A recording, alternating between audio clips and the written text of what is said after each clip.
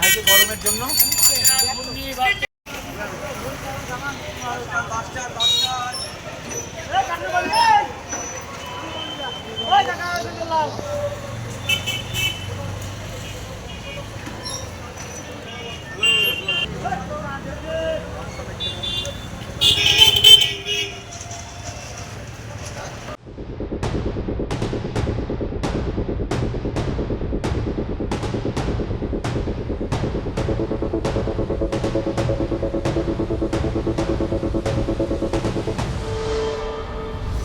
মৌজার 1100 বিঘে সরকারি খাস জমি, যা পূর্বে জাতীয় সড়ক NH-34 ছিল, বর্তমানে NH-12 সংলগ্ন হয়েছে। এই 1100 বিঘা জমিকে অর্থাৎ দখল করে তারা দিনের পর দিন নৈরাজ্য চালিয়েছে। তার মধ্যে 450 বিঘে সম্পত্তি বা জমি রয়েছে, তাতে 30 ফুট ডিপ গভীর খনন করে সেই মাটি অর্থাৎ ACW থেকে শুরু করে অন্যত্র কালোবাজারি করে সে বিক্রি করা হয়েছে। আর কি অভিযোগ, সেখানে অর্থাৎ সেগুন, মেহগনি থেকে শুরু করে বিভিন্ন গাছ যা প্রাকৃতিক ভারসাম্য রক্ষাকারী বা প্রাকৃতিক ভারসাম্যই গুরুত্বপূর্ণ ভূমিকা পালন করে, সেই সমস্ত গাছ নির্বিচারে কেটে ফেলা হয়েছে, কেটে ফেলে সেটা পাচার করা হয়েছে।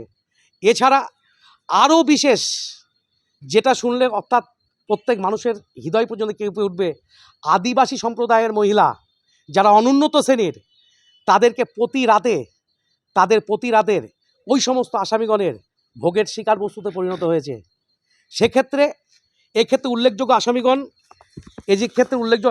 হচ্ছেন, নাম বলছি, আমরা দেখতে পাবেন শাহজাহান শেখ, চাঁদু শেখ, হাফিজুল শেখ, হাসমত শেখ, শহীদুল শেখ, গজলু শেখ, বিদ্যুৎ সরকার, সমীর প্রামাণিক, কিয়ামত শেখ, আরমান শেখ।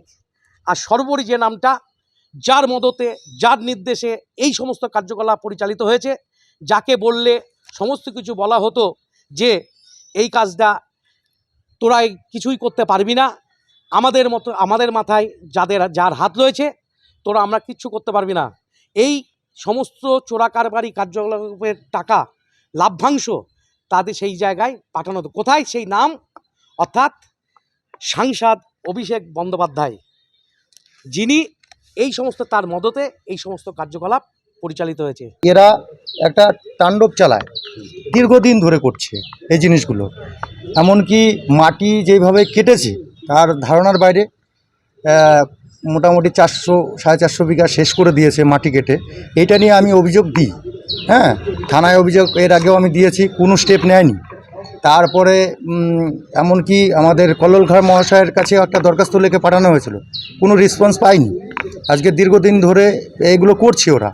তারপরে কিছু আদিবাসী মহিলা আছে আমাদের ওইখানে, তাদের উপরে খুব অত্যাচার করে। এমনকি কিছুদিন আগেও সেই আদিবাসী মহিলাদের বাড়ির মধ্যে কিছু বম পিস্তল রেখে, হ্যাঁ, মানুষকে হুমকি দেখাচ্ছে। কারা করছে এটা? শাহজাহান শেখ, তারপরে অনেকে আছে, 10 জন এরা এই জিনিসটা করছে। কোনো রাজনৈতিক দলের সঙ্গে? হ্যাঁ, যুক্ত ছিল, এখনও আছে। তারা TMC পার্টি করে, দীর্ঘদিন ধরে করে আসছে। তারা অনেক কিছু করেছে, ঠিক আছে। আপনারা কি এর আগে অভিযোগ জানিয়েছেন? বহুতবার অভিযোগ জানিয়েছি। আজকে 16 সালেও অভিযোগ জানানো হয়েছে, 19 সালেও অভিযোগ জানানো হয়েছে, কোনো স্টেপ নেয়নি প্রশাসন থেকে, MLA থেকে কোনো স্টেপ নেয়নি, TMCর জামানা থেকে কোনো স্টেপ নেয়নি। এটা এমনকি বর্তমানে আইসিও তো এখন তো বর্তমানে আইসি কোনো স্টেপ নিচ্ছেই না, আগেও আইসি কোনো স্টেপ নেয়নি, ঠিক আছে। সেই জন্যই কি আজকে আদালতে আপনারা মামলা? একদম এর জন্য। এই যে জমির কথা বললেন, এটা কি সরকারি জমি, খাস জমি? হ্যাঁ, অবশ্যই এটা সরকারি জমি। এটা খৈতান কোম্পানি লিজ নিয়েছিল সরকারের কাছ থেকে, সেটা 2020 সালে তার মেয়াদ শেষ হয়ে যায়। তারপরেও এরা এই 26 সাল চলছে, 26 সালে যখন রেজাল্ট বেরিয়ে যাওয়ার পরেও কেটেছে মোটামুটি 7-8 দিন।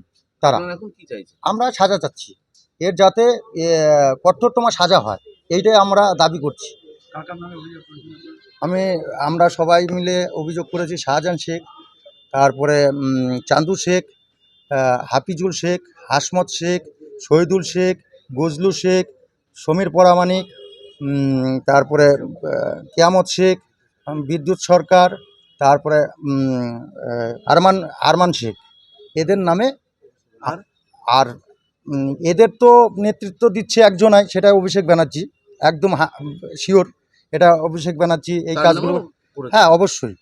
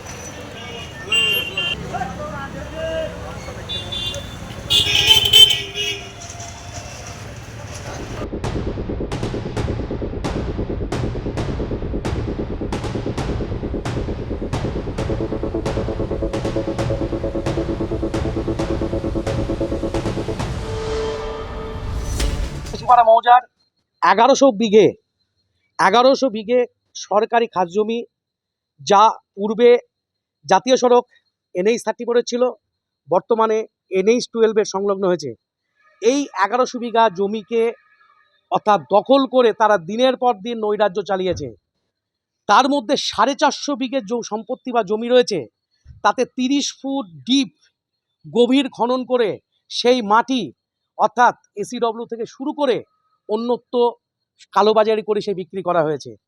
আর কি অভিযোগ, সেখানে অর্থাৎ সেগুন, মেহগনি থেকে শুরু করে বিভিন্ন গাছ যা প্রাকৃতিক ভারসাম্য রক্ষাকারী বা প্রাকৃতিক ভারসাম্যে গুরুত্বপূর্ণ ভূমিকা পালন করে, সেই সমস্ত গাছ নির্বিচারে কেটে ফেলা হয়েছে, কেটে ফেলে সেটা পাচার করা হয়েছে। এছাড়া আরও বিশেষ, যেটা শুনলে অর্থাৎ প্রত্যেক মানুষের হৃদয় পর্যন্ত কেঁপে উঠবে, আদিবাসী সম্প্রদায়ের মহিলা যারা অনুন্নত শ্রেণীর, তাদেরকে প্রতি রাতের ওই সমস্ত আসামিগণের ভোগের শিকার বস্তুতে পরিণত হয়েছে। এক্ষেত্রে উল্লেখযোগ্য